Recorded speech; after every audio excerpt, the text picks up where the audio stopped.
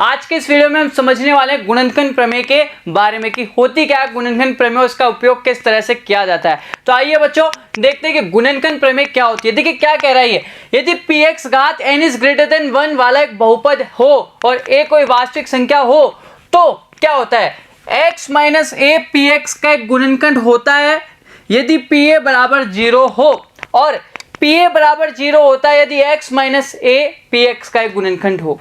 अब क्या है इसका अर्थ, एक एग्जांपल से समझिए बच्चों।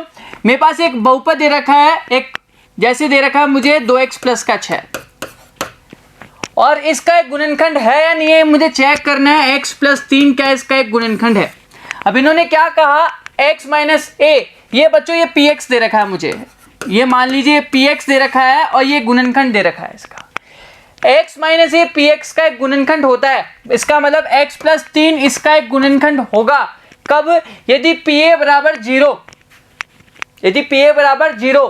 क्या करें, सबसे पहले इसका शून्यक निकालते हैं बच्चों। ये जो गुणनखंड दे रखा है सबसे पहले इसका शून्यक निकालिए, मतलब यहाँ से x का मान निकालिए, कितना आया -3, और a का मान इसके अनुसार a कौन सा था अपने पास 3 आया, कितना आ गया इसका मान -3।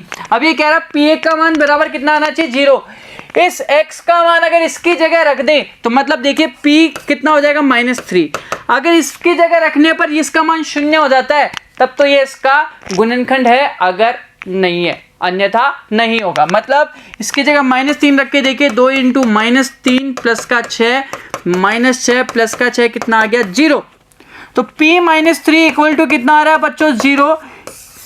अगर ऐसी कंडीशन पॉसिबल हो रही होगी तो वो इसका x माइनस a इसका गुणनखंड होगा, अन्यथा नहीं होगा। इसका मतलब x प्लस 3 इसका एक गुणनखंड है बच्चों।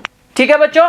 अब देखिए दूसरा क्या कह रहा है, ये pa बराबर 0 होता है। अब देखिए इन्होंने क्या बोला, pa बराबर 0 होता है। अगर आपको ऐसा दे रखा pa बराबर 0 कि x बराबर -3 पर, इन्होंने कहा अगर x बराबर -3 पर p-3 का मान निकाला जाए, अगर ये 0 हो रहा है, ये 0 हो रहा है, इसका मतलब आपको क्या दे रखा है x प्लस 3 इसका एक गुणनखंड होगा। मतलब क्या करना है, x बराबर -3 आप क्या रख दोगे, x प्लस 3 क्या होगा, इसका अपने आप में गुणनखंड होगा। कब, जब आपको ये दे रखा है pa बराबर 0 है तो x माइनस है px का एक गुणनखंड होगा। अगर आपको यहां से ये दे रखा है p-3 इसका एक गुणनखंड है, मतलब इसका मान इसमें रखने पर इसका मान 0 हो जाता है। इसका अर्थ ये होगा कि x प्लस 3 इसका एक गुणनखंड होगा ही होगा। ठीक है बच्चों। अब देखिए हमारे पास गुणनखंड निकालने के 2 तरीके हैं यहाँ पर बच्चों। हम गुणनखंड यहाँ पे करेंगे तो 2 तरीके होंगे हमारे पास, और जैसे जैसे हम एग्जाम्पल उदाहरण करते जाएंगे वैसे वैसे हम समझते जाएंगे। देखिए एक है हमारे पास जो है वो है गुणनखंड प्रमेय, एक है हमारे पास कौन सी है, गुणनखंड प्रमेय, और एक है मध्यपद विभक्त विधि द्वारा। एक करेंगे मध्यपद विभक्त के द्वारा और एक करेंगे गुणनखंड प्रमेय के माध्यम से। अब देखिए दोनों में ज्यादा फर्क नहीं है, थोड़ा थोड़ा फर्क आएगा, लेकिन दोनों में समझने का अलग अलग अंतर होगा। जैसे जैसे हम एग्जांपल करेंगे हम इतने समझेंगे, है ना बच्चों। अब देखिए सबसे पहले क्या कहा गया कि जांच कीजिए कि x प्लस 2 बहुपद x³ plus 3x square plus 5x plus का 6 और 2x प्लस 4 का एक गुणनखंड है। हमें ये चेक करना है कि जो x प्लस 2 है ये इसका भी गुणनखंड है और इसका भी गुणनखंड है या नहीं है। सबसे पहले बच्चों अगर ये इसका गुणनखंड है तो इसका शून्यक निकालिए। सबसे पहले x प्लस 2 का शून्यक निकाला तो x का मान कितना आ गया -2। अगर x बराबर -2 रखने पर इस बहुपद का मान 0 हो रहा है तो इसका शून्यक अन्यथा नहीं है। तो x³ plus 3x square plus 5x plus का 6, इसमें x की जगह -2 रखिए। क्या ये बराबर 0 आता है नहीं आता, ये देखना हमें।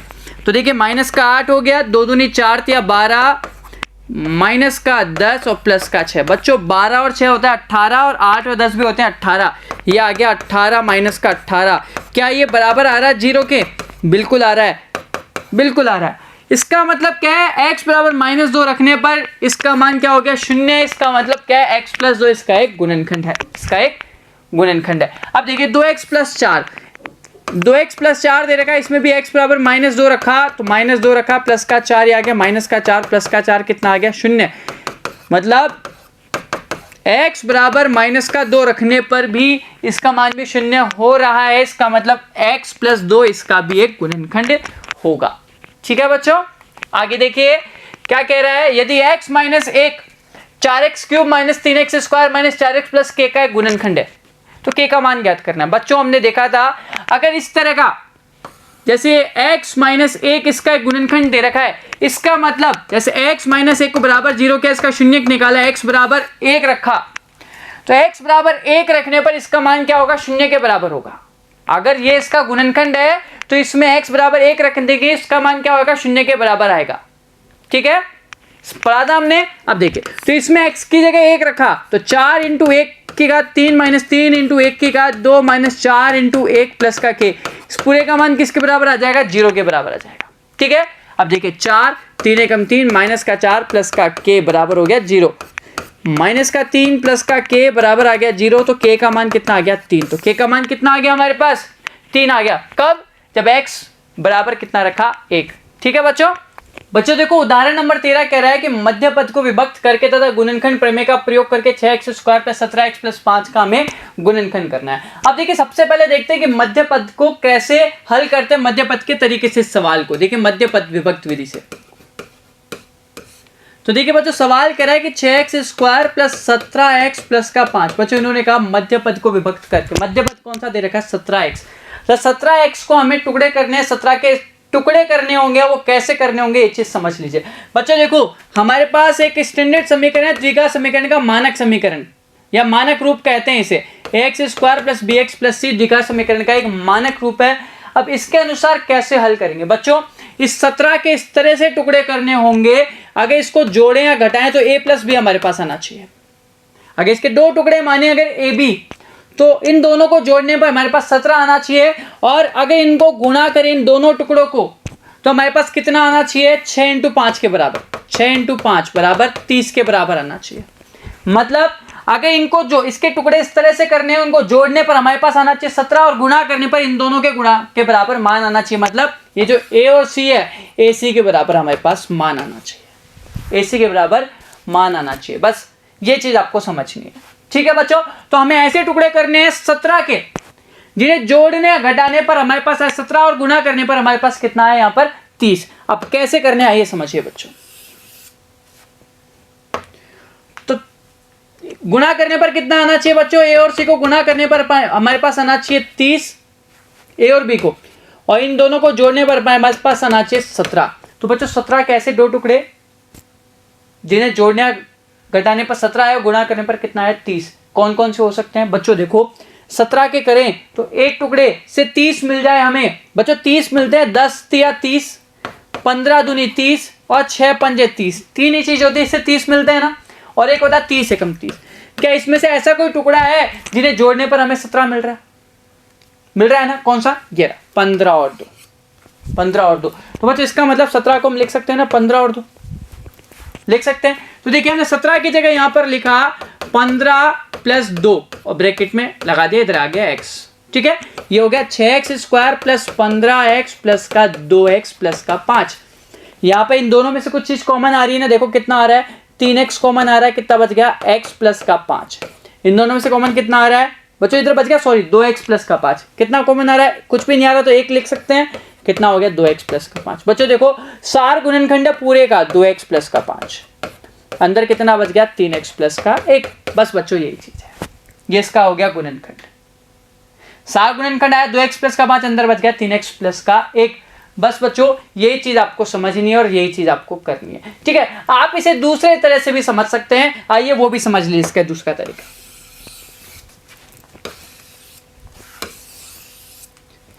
बच्चों एक दूसरे एग्जांपल से, एक छोटे से एग्जांपल से मैं आपको समझाना चाहूंगा कि x स्क्वायर प्लस का आपको दे रखा है 7x और यहां दे रखा है आपको 10। ठीक है बच्चों आराम से समझ लो, बहुत आसान है, बहुत इजी है इसको करना। सबसे पहले करना क्या होगा बच्चों, इन दोनों के गुणांकों को आपको गुणा करना है। यहाँ पे कुछ भी नहीं है, मान लीजिए 1 दे रखा है, इन दोनों के गुणांकों को गुणा कीजिए, कितना आ गया 10, वो भी साइन के साथ, प्लस का 10 आया। अगर आप दोनों गुणा करते हो तो कितना आ जाएगा x स्क्वायर, गुणांकों को छोड़ करके पूरे को गुणा कर दीजिए, कितना करना है 10x स्क्वायर। बच्चों इस 10x स्क्वायर के ऐसे टुकड़े कीजिए आपके पास जोड़ने या घटाने पर कितना आना चाहिए, 7 आना चाहिए। जोड़ने या घटाने पर कितना आना चाहिए, 7 आना चाहिए। तो 10 के ऐसे टुकड़े कि जोड़ने या घटाने पर 7 आए, तो 5 दूनी 10 होता है ना बच्चों, 5 और 2 7 होते हैं, 5 और 2 7 होते हैं, तो 5 और 2 7, देखो हो सकता है ना, ठीक है। अब देखो दूसरी चीज आती है यहाँ पे समझने की, साइन की बात आती है। किसकी बात आती है, साइन की। बच्चों इन दोनों को गुणा किया तो साइन किसका आया, प्लस का, प्लस इंटू प्लस प्लस। अब आप ये बताओ दो संख्याओं को गुणा करने पर साइन प्लस का कब आता है, जब या तो दोनों संख्याएं प्लस की हो या दोनों संख्याएं माइनस की हो, तभी पॉसिबल है ना, ठीक है। या मान लीजिए अगर मैं इसको इस तरह से लिख देता एक्स स्क्वायर प्लस का 7x माइनस का 10, अगर मैं इन दोनों को गुणा करता तो कितना आता, माइनस का 10x स्क्वायर आता ना। ये माइनस का साइन कब पॉसिबल है, दो संख्याओं को गुणा करें तो माइनस का साइन कब आ सकता है, जब एक संख्या प्लस की हो या एक माइनस की हो, यही होगा ना। तो जब एक प्लस की होगी और एक माइनस की होगी तब जाके माइनस का साइन आ जाएगा, ठीक है। अब देखो इसको हल करने में बहुत अच्छी चीज ये है बच्चों, अगर दोनों को गुणा करने पर प्लस का साइन आ रहा है, इसका मतलब या तो दोनों साइन प्लस के होंगे या दोनों साइन माइनस के होंगे। अब ये कब पॉसिबल है बच्चों, अगर यहां पर ये वाला साइन प्लस का दे रखा है तब तो ये दोनों साइन प्लस के होंगे, और ये साइन माइनस का दे रखा होगा तो ये दोनों साइन माइनस के हो जाएंगे। इसका मतलब ये भी प्लस का होगा, ये भी प्लस का होगा, यहाँ पे भी x आ गया, यहाँ पे भी x आ गया। इसका मतलब लिख सकते हैं एक्स स्क्वायर प्लस का 5x प्लस का 2x प्लस का 10, ठीक है। अब देखिए x कॉमन आ गया, x प्लस का 5, इधर कॉमन आ गया 2, इधर बच गया x प्लस का 5, कितना हो गया x प्लस का 5 और अंदर आ गया x प्लस का 2, ये इसको हो गया गुणनखंड, ठीक है। लेकिन अगर ये वाला केस देखा जाए, ये वाला साइन माइनस का है ना, अब जो दो संख्याओं को गुणा करने पर साइन माइनस का कब आता है, जब एक प्लस और एक माइनस हो, ठीक है। लेकिन यहाँ तो प्लस दे रखा, अब ये कैसे दूर होगा, अब इसमें से कौन सा प्लस ले कौन सा माइनस ले। जैसे इसके टुकड़े करें, 10 के 2 टुकड़े करें तो 5 और 2 हो जाएंगे, मतलब 5x और 2x। अब कौन सा साइन काम में ले, यहाँ पर बच्चों सवाल को मैं चेंज कर रहा हूँ, 7x की जगह मैं कर रहा हूँ केवल 3x, सॉरी है ना, 7x की जगह क्या कर दे 3x। अब ये सही सवाल है, उसमें कुछ मिस्टेक थी। अब बच्चों 5x और 2x मेरे पास दो चीजें हैं, अब इसको हल करने पर मुझे यहाँ पे साइन कौन सा मिल रहा है, प्लस का। बच्चों ध्यान रखना, अगर एक साइन प्लस का और एक माइनस का है, और अगर आपको यहाँ पर जो साइन मिल रहा है प्लस का, इसका मतलब बड़ी वाली डिजिट का साइन प्लस का होगा, छोटी वाली का माइनस का होगा। लेकिन अगर ये साइन आपके पास माइनस का मिल जाता, ये माइनस का हो, तो जो बड़ी वाली डिजिट का साइन है वो आएगा माइनस का, छोटी वाली का कर देना प्लस का। बस ये चीज ध्यान रखनी। मान लीजिए माइनस दे रखा है तो एक्स स्क्वायर माइनस का 5x प्लस का 2x हो जाएगा माइनस का 10। देख लीजिए x कॉमन आ गया, x माइनस के 5 प्लस का 2 कॉमन आ गया, x माइनस के 5। बच्चे सार गुणनखंड अगर सही आ रहा है तो ये बिल्कुल सही है, अन्यथा इसका आंसर गलत आएगा, ठीक है। आपको पता चल जाएगा आपने टुकड़े गलत किया अगर ये दोनों में सेम कॉमन नहीं आ रहे, ठीक है बच्चों। अब इसको भी इसी तरह से करके देखते हैं, आइए। ये भी मध्यपद विभक्त का ही तरीका है बच्चों, बस थोड़ा अलग तरह से समझाया है। अब देखिए 6x square plus 17x plus 5, इसका मतलब 6x स्क्वायर को 5 से गुणा किया, 6 पंजे 30x स्क्वायर हो गया ना, किसका आ रहा है, प्लस का। अब दो संख्या को गुणा करने पर प्लस का साइन कब आता है, जब दोनों या तो प्लस के हो या दोनों माइनस के हो। ये वाला साइन किसका बच्चों, प्लस का, इसका मतलब दोनों प्लस के होंगे। अब 30 के ऐसे दो टुकड़े कीजिए कि जोड़ने या घटाने पर 17 आता है, तो बच्चों 15 दूनी 30 होता है ना, तो 15x और 2x साइन भी प्लस का आएगा। इस तरह से कर सकते हैं इसके टुकड़े। तो देखो 6x स्क्वायर, इसको लिख सकते हैं 15x प्लस का 2x प्लस का 5। अब बच्चों आपको जो तरीका अच्छा लगे आप उस तरह से कीजिएगा, ठीक है। अब देखिए इन दोनों में से कॉमन कितना आ रहा है, 3x कॉमन आ रहा है ना, तो 2x प्लस कितना बचा 5। इन दोनों में से क्या कॉमन आ रहा है, केवल 1, तो कितना बच गया 2x प्लस का 5। सार गुणनखंड आ गया 2x प्लस का 5 और पूरे में से कॉमन आ रहा है कितना 3x प्लस का 1। ये आपके पास इसके गुणनखंड हो गए। बच्चों बोला जाए आपको गुणनखंड जगह शून्य भी ज्ञात करने के लिए तो इनको बराबर में 0 कर दीजिएगा, आपके पास x के 2 मान और आ जाएंगे, यहाँ से वो इसके शून्य होंगे, ठीक है बच्चों। ये हो गया कौन सा तरीका, मध्यपद विभक्त का। अब देखिए अगर हम गुणनखंड प्रमेय की सहायता से हल करें तो कैसे करेंगे, लेकिन बच्चों ज्यादा जो काम आएगी वो आपके मध्यपद विभक्त विधि ही काम आएगी, क्योंकि इसी से अच्छे से आप हल कर सकते हैं।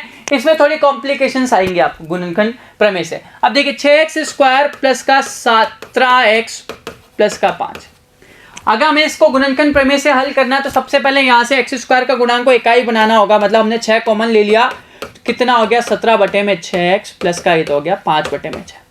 और बच्चों गुणनखंड प्रमेय से अगर इसको हल करना होता है तो जहां पर ये जो अचर पद होता है हमें इसके गुणनखंड निकालने होते हैं। इस अचर पद के क्या करने होंगे, गुणनखंड निकालने होंगे। इसका मतलब अगर मुझे 5/6 के गुणनखंड करने हैं तो क्या हो सकता है बच्चों, हो सकता है प्लस माइनस 1/2, क्योंकि 6 के गुणनखंड 1/2 होते हैं, प्लस माइनस 1/3 हो सकता है, प्लस माइनस कितना हो सकता है 5/2 भी हो सकता है, प्लस माइनस 5/3 भी हो सकता है, ये भी ऑप्शन हो सकते हैं, या हो सकता है प्लस माइनस 1/6 भी आप कह सकते हो इसके गुणनखंड में। अब बच्चों देखो हमें क्या करना है, इसके कितने मान होंगे, केवल 2 मान होंगे ना, ठीक है। हम एक बार मान निकाल के देख लेते हैं, मतलब एक बार हमें क्या रख के देखना है, 1/2 रख के देखना है कि क्या 1/2 रखने पर x की जगह इसका मान 0 हो रहा है तो 1/2 इसका गुणनखंड होगा। क्या 1/3 रख करके हम देख सकते हैं यहाँ पर। देखो बच्चों अगर हमने 1/2 रख के देखा, बच्चों देखो अगर याद रखना जब सारे साइन अगर प्लस के दे रखे हैं तो प्लस की डिजिट आप रखोगे तो आंसर कभी भी 0 हो ही नहीं सकता, तो उसका गुणनखंड ही नहीं होगा। जब सारे साइन प्लस के, इसका मतलब आंसर जो आएगा वो नेगेटिव होगा, ऋणात्मक ही होगा, तो इसका जो गुणनखंड होगा वो x का जो मान होगा वो क्या होगा, यहाँ पे ऋणात्मक आएगा। मतलब माइनस का 1/2 अगर हम रख के देखें यहाँ पर x की जगह, तो देखो 6 से कैसे रहने दीजिए, माइनस का 1/2 इसका वर्ग कर लिया आपने, प्लस 17/6 इंटू करिया माइनस का 1/2 प्लस का 5/6।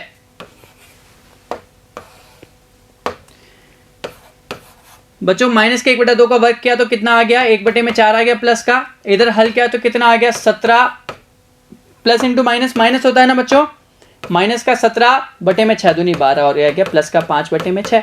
लैसे ले लें इसका, देखिए लैसे लिया तो हमने कितना आया 12, 4 या 12, 3 एकम 3, माइनस यहाँ कितना आ गया 17 और 6 दूनी 12, 5 दूनी 10, 10 और 3 13 माइनस 17, क्या 0 हुआ, नहीं, इसका मतलब 1/2 माइनस का इसका गुणनखंड नहीं है। अब 1/2 की जगह हम कितना रख के देखते हैं, माइनस का 1/3 रख के देखते हैं।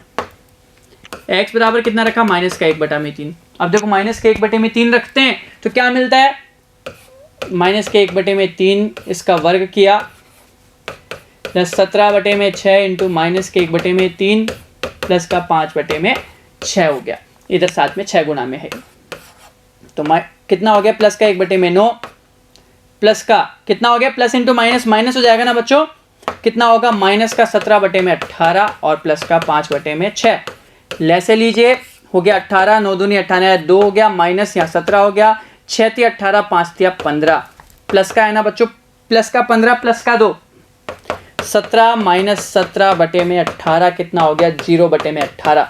बच्चों 0/18 मतलब कितना हो गया 0, इसका मतलब माइनस के 1/3 इधर रखने पर इसका मान 0 हो गया, तो ये इसका क्या हो गया, 0 हो गया। गुणनखंड बना दें, x बराबर रखा माइनस का 1/3, गुणनखंड कैसे बनाएंगे, x प्लस 1/3, एलसीएम ले लिया 3, कितना हो गया 3x प्लस का 1 बराबर कितना बचा था बच्चों, यहाँ 0 बचा था ना, तो 3x प्लस का 1 क्या हो गया, इसका गुणनखंड हो गया। तो एक गुणनखंड आ गया 3x प्लस का 1। दूसरा गुणनखंड भी निकाल लेना।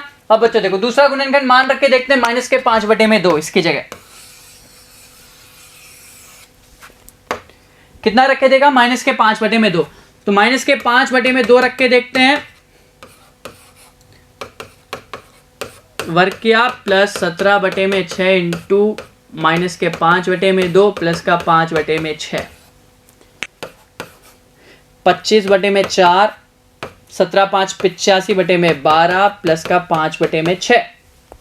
ठीक है, अब देखिए अगर इसका लैसे ले तो 12 हो गया, 4 × 12, 25 × 75 माइनस 85, 6 दूनी 12, 5 दूनी 10, कितना हो गया 85 माइनस 85/12 बराबर कितना हो गया 0/12 बराबर 0। इसका मतलब माइनस के 5/2 भी इसका क्या आ रहा है, शून्य का आ रहा है, तो x का मान कितना हो गया, x प्लस 5/2 इसका क्या हो गया शून्य। तो ऐसे ले ले तो 2x प्लस 5/2 बराबर आ रहा है 0, और इसको हल करें तो 2x प्लस 5 इसका क्या आ रहा है गुणनखंड। बच्चों इसके दो गुणनखंड आ गए, देखिए 3x प्लस के 5 और 2x प्लस के 5, सॉरी 3x प्लस का 1 आ रहा है और एक आ रहा है 2x प्लस के 5, तो इसके गुणनखंड निकाल लेना हमने गुणनखंड प्रमेय से। लेकिन बच्चों याद रखिएगा जो मध्यपद विभक्त विधि है बहुत आसान है, इसमें थोड़े बहुत कॉम्प्लिकेशंस होते हैं, और हमें कौन से काम में लेनी होगी आगे, मध्यपद विभक्त विधि। ठीक है बच्चों, आगे काम आएगी। अगला सवाल देखते हैं बच्चों, सवाल नंबर 14 कह रहा है गुणनखंड प्रमेय की सहायता से y² - 5y + 6 का गुणनखंड ज्ञात कीजिए। बच्चों कितने गुणनखंड हो गए, 2, क्योंकि चर पद की घात जितनी बड़ी से बड़ी होगी उतने गुणनखंड होते हैं उसके, उतने उसके हल होते हैं। देखिए मतलब ये हो गया y² - 5y + का 6, 6 के टुकड़े करें हम बच्चों, क्या क्या हो सकते हैं 6 के गुणनखंड, +-1 +-2 और +-3 भी हो सकता है, +-6 भी हो सकता है। ठीक है, इसका मतलब एक बार x बराबर 1 रख के देखें, क्या इसका मान 0 हो रहा है तो इसका गुणनखंड हो सकता है, नहीं तो नहीं भी हो सकता। 1 रख के देखा तो ये हो गया 1 का स्क्वायर माइनस 5 इंटू 1 प्लस का 6, 1 माइनस 5 प्लस का 6, 6 और 1 7 माइनस 5 बराबर आ रहा 2। नहीं हो रहा क्योंकि 0 नहीं हुआ। अब देखिए दूसरा, x बराबर -1 रखें, सॉरी y की जगह कितना रखें, माइनस है बच्चों, x नहीं है यहाँ पर y है, y कर दीजिएगा उसको, है ना। अब देखिए y की जगह -1 रखा तो देखिए कितना हुआ यहाँ पर, -1 की घात 2 माइनस 5 इंटू -1 प्लस का 6, -1 हो गया। यहाँ कितना हो गया बच्चों, -1 का घात प्लस का 1, minus into plus minus 5 plus का 6, माइनस इंटू माइनस प्लस होगा, है ना। 6 और 1 7, 5 12 प्लस का हो गया 12। इसका मतलब ये भी इसका गुणनखंड नहीं है। अब देखिए 2 रख के देखें एक बार, अगला रखें y का मान कितना रखा 2, तो 2 की घात 2 माइनस 5 इंटू 2 प्लस का 6, 2 दूनी 4 माइनस 5 दूनी 10 प्लस का 6, 6 और 4 10 माइनस 10 कितना आ गया 0। इसका मतलब y बराबर 2 पर इसका मान 0 हो रहा, तो y माइनस 2 इसका क्या हो गया, गुणनखंड हो गया। तो एक तो y माइनस 2 इसका एक गुणनखंड है। दूसरा गुणनखंड देखिए एक बार कितना रख के देखें, y बराबर प्लस का 2 रख के देख ले डायरेक्ट, देखिए 2 दूनी 4 माइनस 5 दूनी 10 प्लस का 6, बच्चा प्लस के 2 पे तो निकाला, माइनस का 2 रख के देखिए, माइनस के 2 पे इसका मान कितना हो गया 4 प्लस का 10 और प्लस का 6 कितना हो जाएगा, 0 तो नहीं होगा, 10 से 6 16 हो जाएगा 20 हो जाएगा, 0 नहीं होगा। अच्छा देखिए 3 रख के देख लेते हैं, प्लस का 3 तिया 9 माइनस 5 तिया 15 प्लस का 6, ठीक है, 9 और 6 15 माइनस का 15, 0 हो गया। इसका मतलब y का मान जब 3 रखा इसका मान 0 हो रहा है, इसका मतलब क्या है, y माइनस 3 इसका एक क्या है, गुणनखंड है। तो y माइनस 2 और y माइनस 3 इसके क्या हो गए, गुणनखंड हो गए। ठीक है बच्चों, उदाहरण नंबर 15 क्या कह रहा है, x cube minus 23x square plus का 142x माइनस 120 का गुणनखंड करना है। देखिए बच्चों x क्यूब माइनस है 23x स्क्वायर प्लस का 142x माइनस का 120। बच्चों देखो अगर हमें इसको हल करना है तो देखिए त्रिघात समीकरण है, इसको मध्यपद से हल नहीं कर सकते बच्चे, इसको हम दोनों का यूज करेंगे, इसको मध्यपद विभक्त से भी हल करेंगे क्योंकि मध्यपद विभक्त केवल द्विघात समीकरण के द्विघात बहुपद के अंदर लगेगा। तो सबसे पहले हम इसको क्या करेंगे, द्विघात के अंदर बदलेंगे, लेकिन उसके लिए जरूरत है इसका गुणनखंड प्रमेय से। उसके लिए क्या करना होगा, जो 120 दे रखा है इसके हमें गुणनखंड देखने होंगे। तो इसके गुणनखंड करते हैं हम बच्चों। देखिए इसके गुणनखंड देखें तो plus minus 1 plus minus 2 plus minus 3 होगा, प्लस माइनस 4 होगा, प्लस माइनस 5 भी है, प्लस माइनस 6 भी है, plus minus 8 plus minus 10 plus minus 12 plus minus 15 plus minus कितना 20 plus minus 24 plus minus 30 plus minus 40 plus minus 60 और प्लस माइनस 120। बच्चों ये सभी इसके गुणनखंड है। अब हमें मान रख के तो दिखना होगा, इतने सारे तो नहीं रख सकते, लेकिन करते करते हमें पता चल जाएगा और हमें समझ भी आ जाएगा हमें किस तरह से इसको आगे हल करना है। लेकिन सबसे पहले जरूरी है इसको हल करने के लिए इसका एक गुणनखंड निकालना, और वो किससे निकल जाएगा, गुणनखंड प्रमेय से। ठीक है बच्चों, अब देखिए इसका मतलब सबसे पहले हम रखते हैं x बराबर 1। देखिए 1 रखा तो 1 की घात 3 माइनस 23 इंटू 1 की घात होगी 2 प्लस 142 इंटू 1 और माइनस 120। देखिए 1 माइनस 23 प्लस का 142 माइनस 120, 142 और 143 माइनस का 23 और माइनस का 120 कितना हो गया, माइनस का 143। बच्चों 0 हो गया ना। इसका मतलब x बराबर 1 पर इसका मान कितना हो रहा है, 0। इसका मतलब x माइनस 1 इसका एक गुणनखंड हो गया, x माइनस 1 क्या आ गया, इसका गुणनखंड हो गया। अब बच्चों देखो अब हमें क्या करना है, इसको थोड़े से टुकड़े करने हैं इसके। अब किस तरह से इसको बनाना है, देखिए हमें इसको x माइनस 1 इसका गुणनखंड आ गया ना, तो इसको x माइनस 1 के जोड़े के रूप में हमें इसको बदलना होगा। कैसे होगा बच्चों, देखो हम इसको लिख सकते हैं x क्यूब माइनस, हमें यहाँ पे x माइनस 1 के जोड़े बनाने हैं। अब देखिए इसको हम लिख सकते हैं ना बच्चों, एक्स स्क्वायर माइनस का 22x स्क्वायर लिख सकते हैं। हम इसको भी लिख सकते हैं इस तरह से 22x प्लस का और प्लस का 120x माइनस का 120, टुकड़े कर सकते हैं ना बच्चों। जैसे जैसे करते जाएंगे वैसे वैसे अच्छा भी लगेगा, आपको समझ में भी आता जाएगा। ठीक है, अब देखिए दोनों में से कॉमन आ रहा है x square, x cube, x square आ रहा है ना, कितना बच गया एक्स माइनस 1 आ रहा है। इन दोनों में से क्या कॉमन आ रहा है बच्चों, 22 कॉमन आ रहा है ना, 22x, तो माइनस का 22x कॉमन ले लीजिए, अंदर कितना बच गया x माइनस का 1। इन दोनों में से कितना कॉमन आ रहा है, प्लस का 120, कितना बच गया अंदर x माइनस का 1। देखिए सार गुणनखंड हमारे पास x माइनस 1 बच गया, तो पूरे में अंदर कितना बच गया बच्चों, एक्स स्क्वायर माइनस का 22x और प्लस का 120। बच्चों देखो ये द्विघात समीकरण हो गया ना, इसको मध्यपद विभक्त विधि से कर सकते हैं ना। इसका मतलब हमें क्या करना होगा बच्चों, ये देखिए ये तो x माइनस 1 और इसके लिए हमने समझा था बच्चों 120 के इस तरह से टुकड़े करने, जोड़ने घटाने पे माइनस के 22 मिल जाए। तो देखिए प्लस का 120 एक्स स्क्वायर, इसके इस तरह से टुकड़े जोड़ने या घटाने पे माइनस का 22। प्लस का साइन जब दोनों साइन प्लस हो या दोनों साइन माइनस हो, देखा था ये साइन माइनस का, इसका मतलब दोनों साइन माइनस के होंगे। अब 12 दाई 120 होता है ना बच्चों, 12 दाई 120 होता है। देखो दोनों साइन माइनस के, 12 और 10 एक 22 भी हो जाएंगे, हो गया।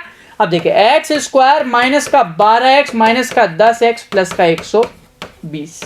देखिए हल करते हैं, कितना हो गया हमारे पास, x कॉमन आ गया x माइनस का 12 और माइनस के 10 कॉमन आ गया, कितना आ गया x माइनस का 12।